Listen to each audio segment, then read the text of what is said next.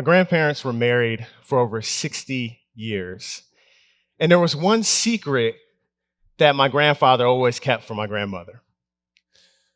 When the weather was just right,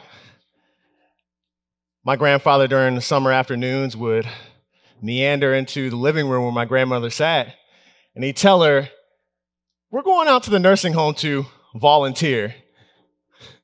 He would then grab a dusty bag of supplies, grab me by the hand, and we'd run out the door. And when we got into the car, he would immediately look me in the eye and say, "You better not tell your grandma about this." He had a very stern look on his face, but he would always follow it up with a wink and a smile. We would then proceed to spend our summer afternoons casting our dusty rods into the Clear Fork River in Ohio. No matter what my grandmother did, she could never keep my grandfather away from water and the outdoors. See, my grandfather learned how to swim from an old family tradition that thankfully was discontinued. It was the one, some of y'all may know about it in your families, where you push your kid into the water and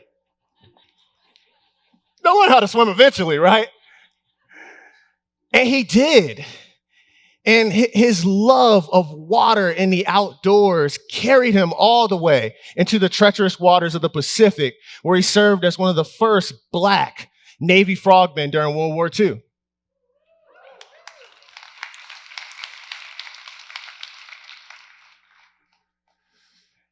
For my grandfather, he saw the outdoors as a place of tranquility and triumph and helped instill that love in me. He saw it as a place to relax his mind after a long day's work, but also a place where he could overcome his greatest challenges. A few years after my grandfather passed, I revealed to my grandma that we went on these secret fishing trips. She wasn't too happy, to say the least. And because of her disdain, is the word I think of, I assume my grandmother didn't have much of a history or a story in the outdoors. But in fact, she did. Towards the later years of her life, as I got to spend more and more time with her, she started to recount her outdoor story. She told me stories of growing up on a farm with her 10 brothers and sisters right outside of Scottsdale, Georgia, and how, as she tried to overcome her fear of heights, she would climb the small hills around Stone Mountain, Georgia as a teenager. But then the story would just end there, and she only told me she just moved to Ohio. It wasn't until after she passed that I found out why the story ended. My family revealed to me that my grandmother, during those teenage years, was brutally sexually assaulted and beaten by a group of white teenagers. They were never fairly prosecuted for the crime. And it was a trauma that she had to live with for the rest of her life. For my grandmother, the outdoors was a place of pain and tragedy. Today, I'm blessed and grateful for the opportunity to craft outdoor experiences for youth of color.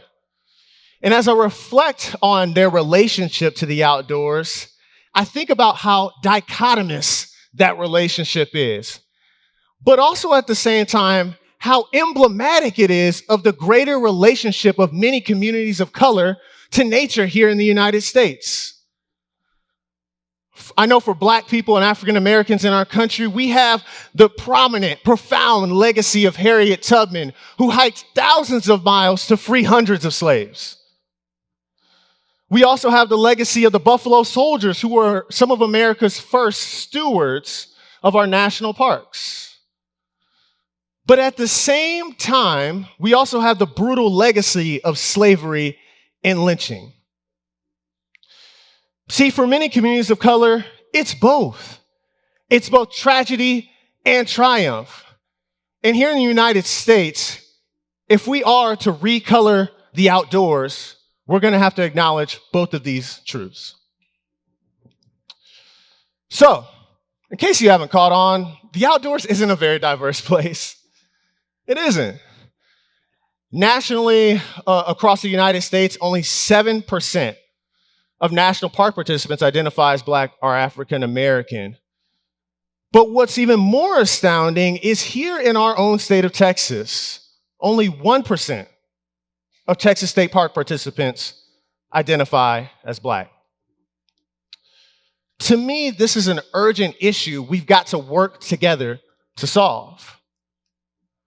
What we know from numerous and countless studies, and might I add 5 very, very great TED Talks, is that proximity to nature and green spaces and time spent in the outdoors has both physical, psychological, and social emotional benefits for us as humans, and especially for our youth.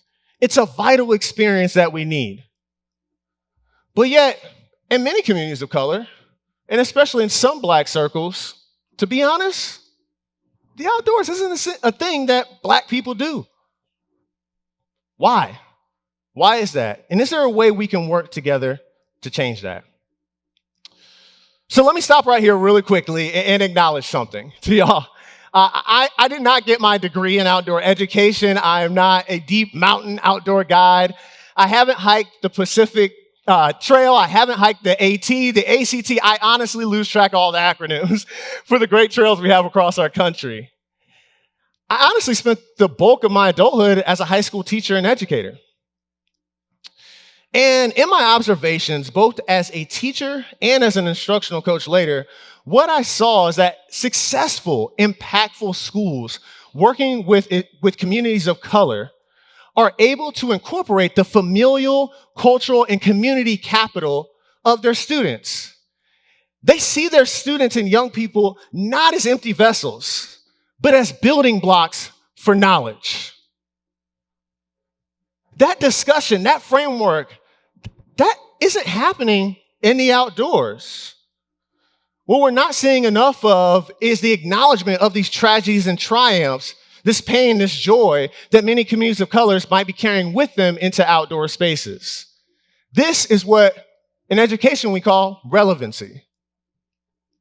For folks who manage outdoor spaces and lands, this might mean digging into the history of people of color in the space and finding strategic ways to elevate their stories of triumph, but also not running away from the painful truths that might have happened there also. It's super important that we acknowledge both. Here in our city of San Antonio, let's be honest, we're really quick to acknowledge the history of Spanish colonization and Texas independence. But how often do we see the stories of the indigenous people that lived on this land for hundreds and hundreds of years? How often are their stories elevated? How often do we hear about their tragedies and their triumphs? Now, we can create as much relevancy as we want.